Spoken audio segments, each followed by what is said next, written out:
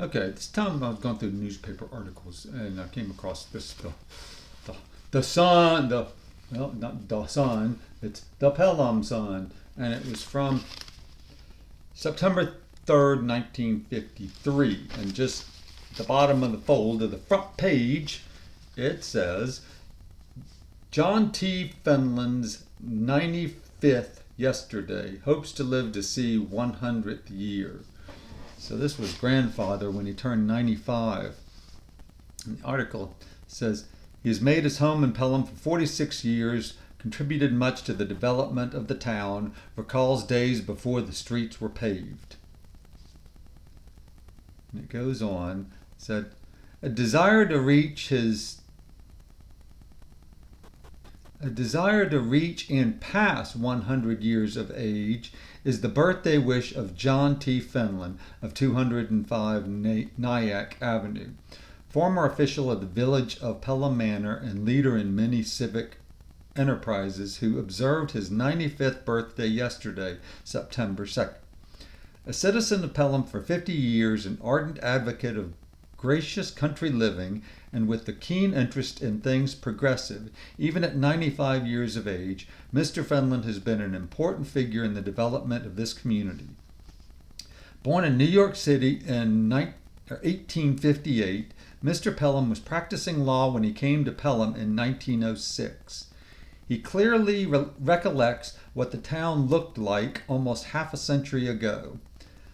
There were no paved streets until 3 years after I came here, he said.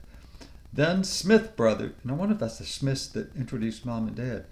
Then Smith Brothers brought some Italian immigrants to America, set up a tent camp for them, and employed them to construct the roadways.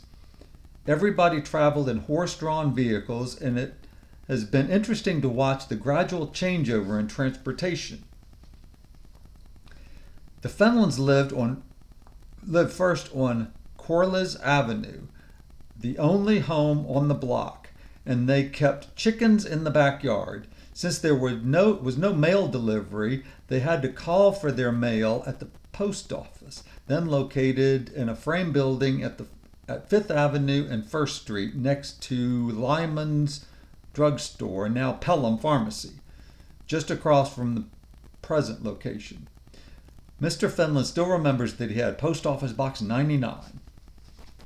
Travel to New York City took considerably longer than half an hour because one rode on smoky, bumpy, coal-burning trains instead of the modern electrically operated ones. The Westchester and Boston had not yet been built, so Mr. Fenlon has seen that come and go. Even the now legendary Toonerville trolley was not yet in operation, and travel from New Rochelle to Mount Vernon and from Travers Island to North Pelham was accomplished by horse car. The earliest incident Mr. Fenlon can recall from his 95 years is an interesting yet macabre one.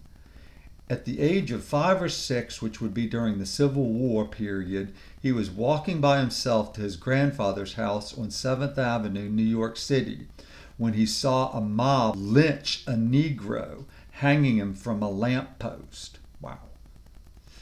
Mr. Fenlon is one of the oldest living graduates of Columbia Law School, and he was admitted to the bar in 1883.